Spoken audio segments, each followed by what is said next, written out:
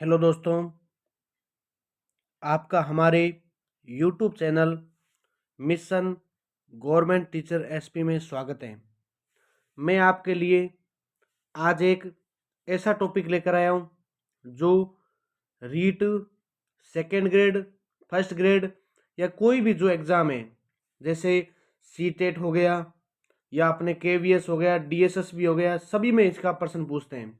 और रीट में तो इसके लगभग 2-3 क्वेश्चन मान के चलो आते हैं। ये प्रश्न, ये टॉपिक शानदार है, इसको आप अंत तक लास्ट तक जरूर देखें। आइए शुरू करते हैं इस टॉपिक को। टॉपिक का नाम क्या है? पाठ्यचर्या एवं संकल्पना एवं एनसीएफ 2005। क्या नाम है इसका? एनसीएफ 2005। इसके अर्थ की बात करते हैं तो इसका अर्थ प्रमुख रूप से 3 भागों में, यानी एक तो होता है शाब्दिक अर्थ, एक संकुचित अर्थ, एक व्यापक अर्थ। सबसे पहले बात करते हैं हम शाब्दिक अर्थ की। किसकी बात करते हैं? शाब्दिक अर्थ की बात करते हैं। पाठ्यचर्या, जिसको इंग्लिश में क्या बोलते हैं? क्रिकुलज्म। क्रिकुलज्म अंग्रेजी में बोलते हैं इसको। इसकी उत्पत्ति लैटिन भाषा के कुरियर शब्द अर्थात रेस कोर्स यानी दौड़ का पथ से हुई है। किससे हुई है? Race course, yes race horse यानी दौड़ का पथ से हुई है। क्रिकुलज्म शब्द अंग्रेजी भाषा का है। किसका है? क्रिकुलज्म शब्द अंग्रेजी भाषा का है, जिसकी उत्पत्ति लैटिन भाषा के कुरियर यानी क्यूरियरे से हुई है। फिर जिसका अर्थ रेस कोर्स या दौड़ का पथ होता है। ध्यान रखना इसका अर्थ क्या होता है। फिर पाठ्यचर्या दौड़ का पथ है। पाठ्यचर्या या सिलेबस है वो क्या है? दौड़ का पथ है, जिस पर बालक लक्ष्य प्राप्ति के लिए दौड़ता है। जिस पर बालक लक्ष्य प्राप्ति के लिए दौड़ता है। फिर बात करते हैं संकुचित अर्थ की। संकुचित अर्थ की बात करते हैं तो पाठ्यक्रम या विषय वस्तु या सिलेबस, अंग्रेजी में इसको सिलेबस कहते हैं। इसके अर्थ की बात करते हैं तो पढ़ने योग्य पाठों को क्रम से रखना, अर्थात पाठ्य पुस्तक का कोर्स की पुस्तक। इसका अर्थ क्या बताया? पढ़ने योग्य पाठों को क्रम से रखना, अर्थात पाठ्य पुस्तक का कोर्स की पुस्तक। पाठ्यक्रम का निर्माण ज्ञानात्मक उद्देश्य की प्राप्ति के लिए किया जाता है। फिर इसके अपने व्यापक अर्थ की बात करते हैं तो व्यापक अर्थ में शिक्षा क्रम, पाठ्यचर्या या करिकुलज्म, जिसका अर्थ है शिक्षा के तीनों उद्देश्यों को क्रम से रखना। शिक्षा के तीनों उद्देश्यों को क्रम से रखना। तो कौन कौन से इसके तीनों उद्देश्य हैं? एक होता है इसका ज्ञानात्मक, एक भावात्मक और एक होता है इसका क्रियात्मक। इसके 3 उद्देश्य होते हैं, ज्ञानात्मक, भावात्मक, क्रियात्मक। व्यापक अर्थ में ध्यान रखना। फिर बात करेंगे आगे शिक्षा क्रम का निर्माण। शिक्षा क्रम का निर्माण शैक्षिक अभिकरण एजेंसी 2 प्रकार से होता है। एक अपने राष्ट्रीय स्तर यानी एनसीईआरटी एनसीएफ, और दूसरा अपने राज्य स्तर एससीईआरटी यानी एससीएफ। दोनों ध्यान रखना। शिक्षा क्रम का निर्माण 2 भागों में, एक तो अपने एनसीएफ के आधार पर, एक एससीएफ के आधार पर। फिर पहले से बात करते हैं शैक्षिक अभिकरण एजेंसी की। किसकी बात करते हैं?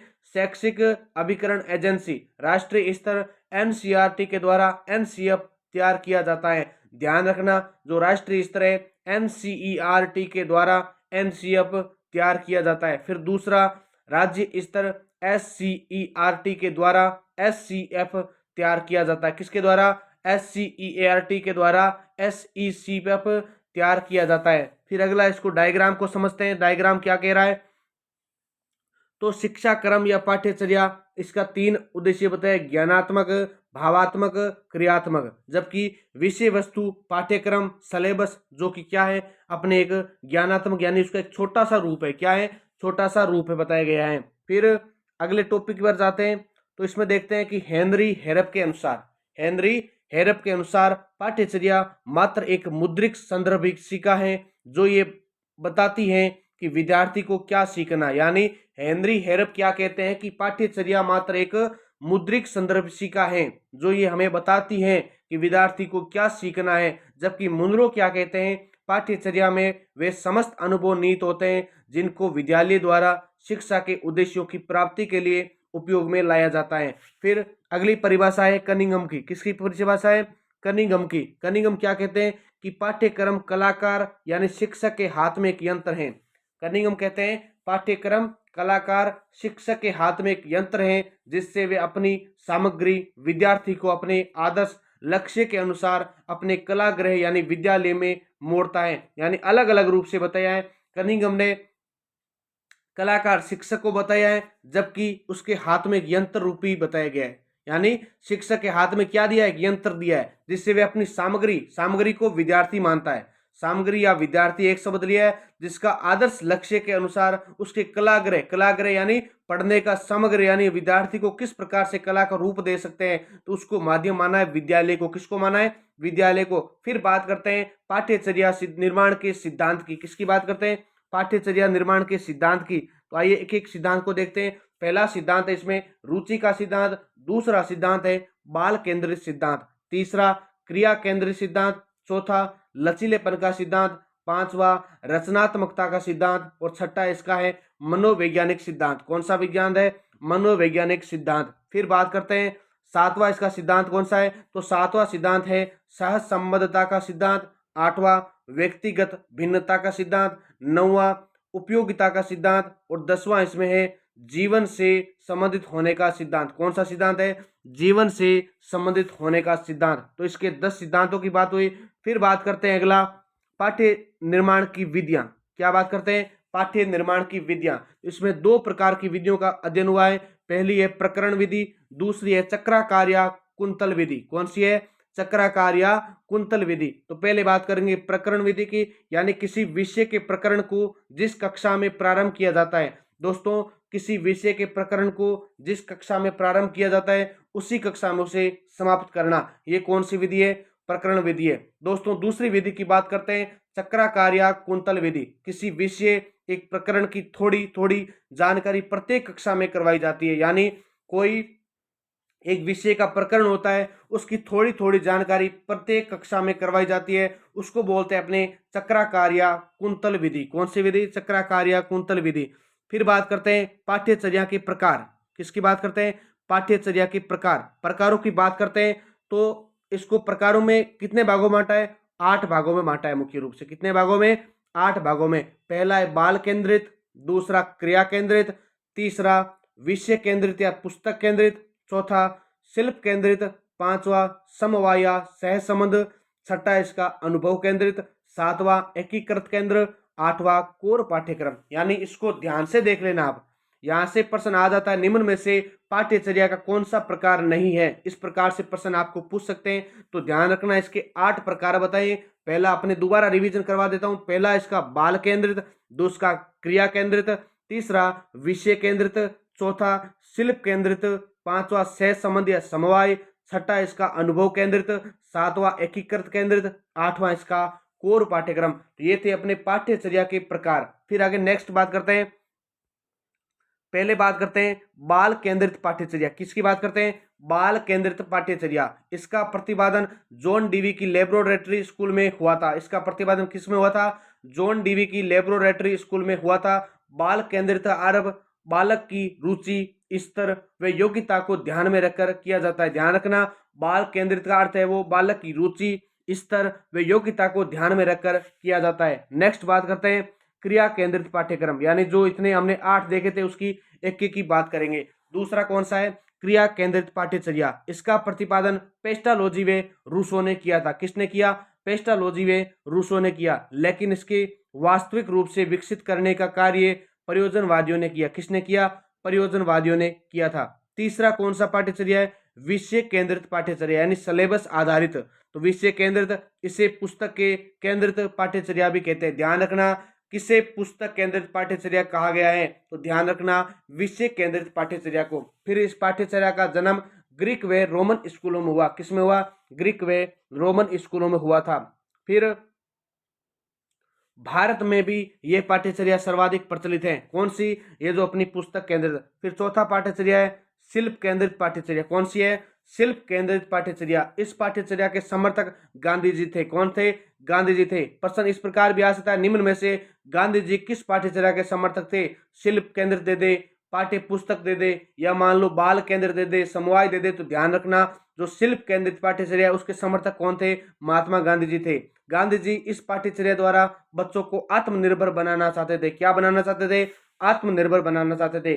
पांचवी जो पाठ्यचर्या है समवाय या सहज संबंध पाठ्यचर्या, समवाय या सहज संबंध पाठ्यचर्या, इसके समर्थक जॉन फ्रेडरिक हर्बर्ट थे। कौन थे? जॉन फ्रेडरिक हर्बर्ट थे। फिर 6 नंबर जो है अनुभव केंद्रित पाठ्यचर्या, कौन सी है? अनुभव केंद्रित पाठ्यचर्या।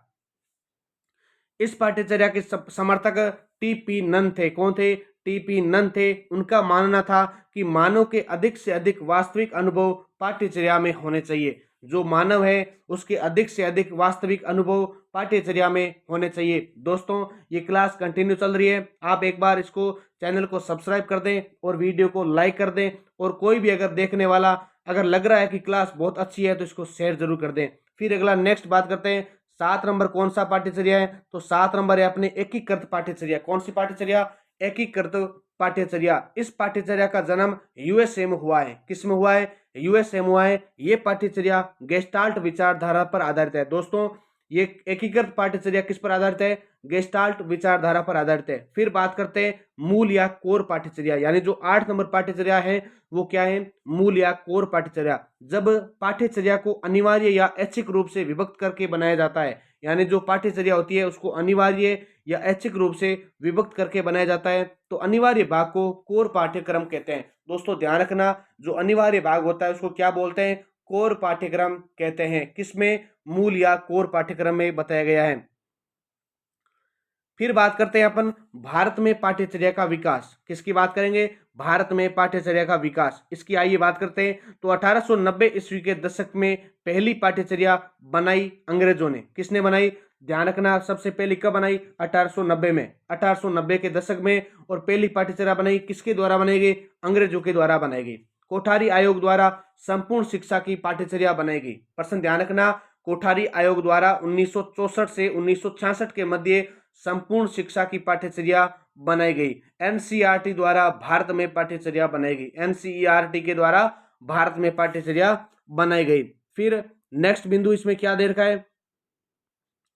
प्रथम दस्तावेज की बात करते हैं। किसकी बात करते हैं? प्रथम दस्तावेज 1975, 10 वर्षीय स्कूल शिक्षा पाठ्यचर्या एक रूपरेखा 1975। इसे सलाहकार दस्तावेज भी कहते हैं। क्या कहते हैं इसको? सलाहकार दस्तावेज भी कहा जाता है। फिर दूसरा दस्तावेज है यानी द्वितीय दस्तावेज है 1988 का। कब का है? 1988 का। ये राष्ट्रीय पाठ्यचर्या रूपरेखा 1988 की, जिसको एनसीएफ 1988 भी बोलते हैं। क्या बोलते हैं? एनसीएफ 1988 भी बोलते हैं। प्रारंभिक व माध्यमिक शिक्षा के लिए बनेगी। किसके लिए बनेगी?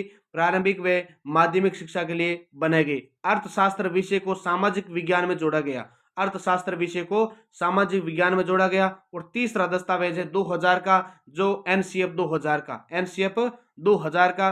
पहली बार समाजशास्त्र को जोड़ा गया। प्रश्न यहां से बन सकता है कि निम्न में से किस एनसीएफ में पहली बार समाजशास्त्र को जोड़ा गया? तो ध्यान रख लेना, जो तृतीय दस्तावेज था जो कि 2000 का, उसमें अपने समाजशास्त्र विषय को जोड़ा गया था। फिर चतुर्थ दस्तावेज अपना 2005 वाला एनसीएफ 2005, और पंचम दस्तावेज एनसीएफ एसई 2023 स्कूल एजुकेशन, यानी जो पंचम दस्तावेज आया वर्तमान का नया एनसीएफ एसई 2023 स्कूल एजुकेशन। कौन सा है? School education. फिर बात करते हैं अपने राष्ट्रीय पाठ्यचर्या रूपरेखा। पाठ्यचर्या रूपरेखा एनसीएफ नेशनल करिकुलम फ्रेमवर्क। पूरा नाम क्या देख लेते हैं इसका? National curriculum framework. कार्यकारिणी समिति की बैठक 14 से 19 जुलाई 2004 को हुई थी। ध्यान रख लेना, जो अपने एनसीएफ 2005 है उसकी बैठक कब हुई थी? तो 14 से 19 जुलाई 2004 को एनसीईआरटी किसके द्वारा? एनसीईआरटी के द्वारा। जिसका उद्देश्य क्या था? तो एनसीएफ 2000 समीक्षा करना। जिसका उद्देश्य क्या था? एनसीएफ 2000 समीक्षा करना। दोस्तों ध्यान रखना। फिर बात करते हैं इसका आधार क्या था? तो इसका आधार था यशपाल समिति। क्या था इसका आधार? यशपाल समिति 1992-93 की रिपोर्ट बोझ रहित शिक्षा, यानी जो यशपाल समिति है उसने 1992-93 की जो रिपोर्ट थी उसमें कहा था कि शिक्षा क्या होनी चाहिए? बोझ रहित शिक्षा होनी चाहिए। कैसी शिक्षा होनी चाहिए? बोझ रहित शिक्षा होनी चाहिए, यानी भार को समाप्त किया जाए। जिसका परिणाम क्या हुआ? नवीन पाठ्यचर्या बनाना। जिसका परिणाम क्या हुआ? आधार यशपाल समिति, जिसका परिणाम नवीन पाठ्यचर्या बनाना। राष्ट्रीय संचालन समिति किसके द्वारा? राष्ट्रीय संचालन समिति के द्वारा बनाया गया। फिर जो 1+3+34 यानी इसके अध्यक्ष कौन बनाए गए? प्रोफेसर यशपाल शर्मा। इसके अध्यक्ष कौन बनाए गए? प्रोफेसर यशपाल शर्मा। और इसमें सदस्य कौन थे? एनसीईआरटी सदस्य कौन थे? एनसीईआरटी सदस्य एम ए खादर सचिव थे इसके, जबकि रोहित धनखड़ राजस्थान से थे। प्रश्न पूछ लेते हैं कि राष्ट्रीय संचालन जो समिति बनी थी उसमें राजस्थान से प्रमुख रूप से किसने भाग लिया? तो रोहित धनखड़ ने लिया था। किसने लिया था दोस्तों? रोहित धनखड़ ने लिया था। इसके अध्यक्ष कौन बनाए गए? यशपाल शर्मा बनाए गए। दोबारा बता देता हूं, इसमें सदस्य किसके थे? तो एनसीईआरटी के थे। कौन थे? एनसीईआरटी के। फिर अगली लाइन क्या है? राष्ट्रीय पाठ्यचर्या दस्तावेज का आरंभ रविंद्रनाथ टैगोर के निबंध सभ्यता और प्रकृति के उद्धरण से होता है। राष्ट्रीय पाठ्यचर्या दस्तावेज का आरंभ रविंद्रनाथ टैगोर के निबंध सभ्यता और प्रगति के उद्धरण से होता है। किससे होता है? उद्धरण से होता है। फिर अगला बात करते हैं, सृजनात्मकता और उदार आनंद बचपन की कुंजी है। सृजनात्मकता, उदार और आनंद बचपन की कुंजी है और ना समझ वयस्क संसार द्वारा इसकी विकृति का खतरा है। क्या है? विकृति का खतरा है। फिर अगला बात करते हैं, इसमें क्या दे रखा है? 21 राष्ट्रीय फोकस समूह तैयार किए गए। क्या किए गए? 21 राष्ट्रीय फोकस समूह तैयार किए गए और सामाजिक विज्ञान शिक्षण का राष्ट्रीय फोकस समूह का अध्यक्ष गोपाल गुरु को बनाया गया। यानी जो सामाजिक विज्ञान शिक्षण का राष्ट्रीय फोकस समूह था उसका अध्यक्ष अपने गोपाल गुरु को बनाया गया। जिसका सचिव है वो अपने सविता सिन्हा को बनाया। किसका बनाया? राष्ट्रीय फोकस समूह का सचिव अपने सविता सिन्हा को बनाया। बात करते हैं राष्ट्रीय फोकस समूह। राष्ट्रीय फोकस समूह की बात करते हैं, इसमें सदस्य कितने थे, क्या क्या थे, एक एक की बात करेंगे।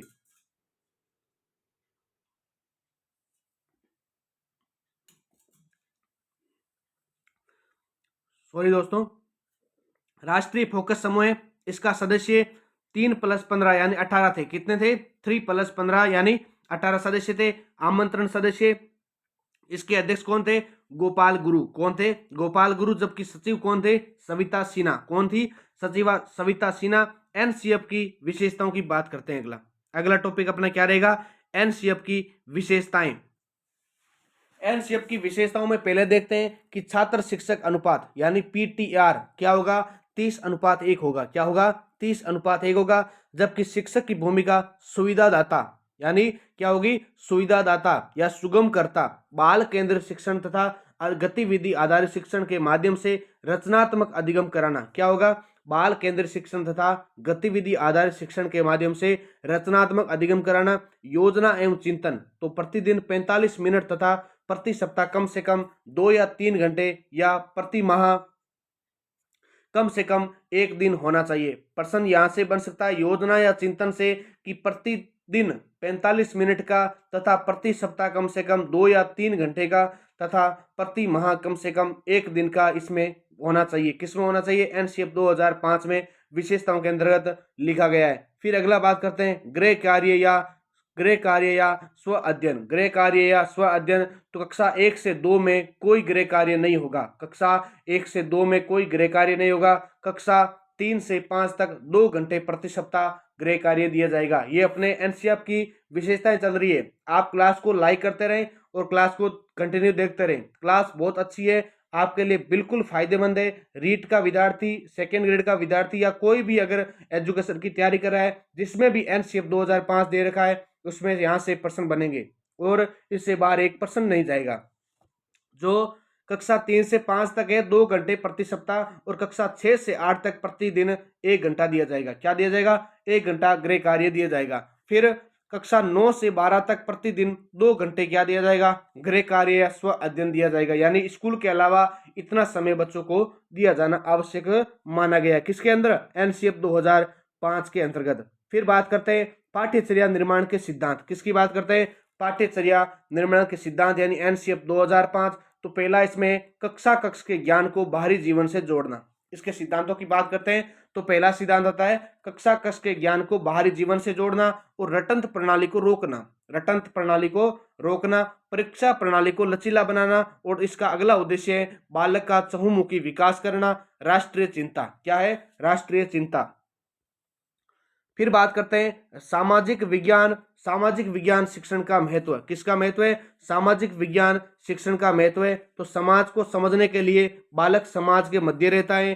भारतीय संविधान के मूल्यों का विकास करना, न्याय, स्वतंत्रता, समानता, विविध मतों, जीवन शैलियों एवं सांस्कृतिक रीति रिवाजों का सम्मान करना, समाज के सक्रिय, जिम्मेदार व चिंतनशील सदस्य के रूप में बढ़ने में समर्थ हो। क्या हो? चिंतनशील सदस्य के रूप में बढ़ने में समर्थ हो। फिर बात करते हैं अगली विशेषताओं की। तो 5 नंबर में क्या है? सामाजिक और जीवन संबंधी कौशलों का विकास करना, जेंडर संवेदनशीलता, सामाजिक वर्गों की असमानताओं के प्रति समालोचनात्मक चिंतन का दृष्टिकोण विकसित करना। क्या करना?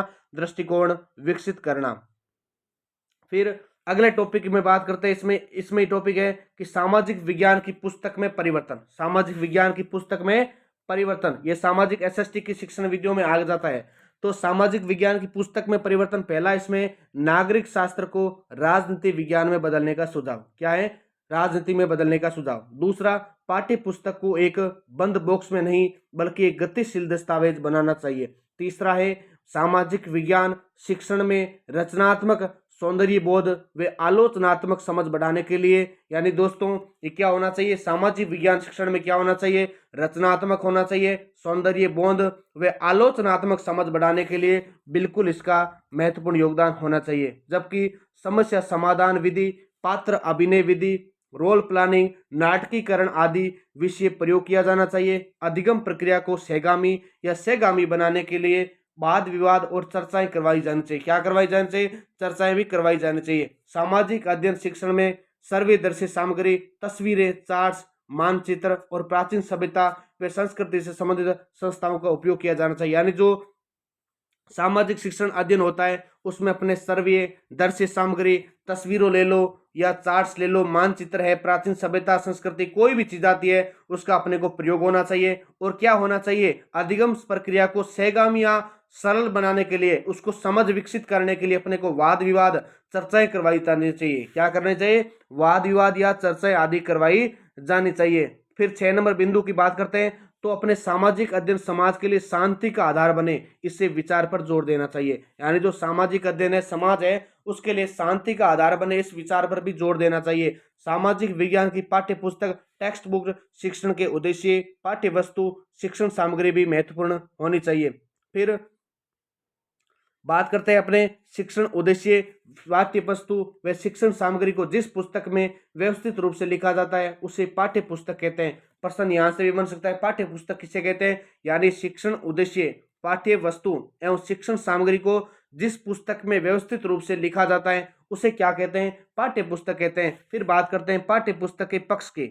पाठ्य पुस्तक के पक्ष, एक होता है इसका आंतरिक पक्ष, एक होता है बाह्य पक्ष। आंतरिक पक्ष होता है रूपात्मक पक्ष और बाह्य पक्ष होता है दोस्तों भाषा शैली व प्रकृति। आंतरिक पक्ष में क्या होता है? डिजाइन आ जाती है, मूल्य आ जाता है, कागज आ जाते हैं, चित्र आ जाते हैं, और क्या आता है इसमें?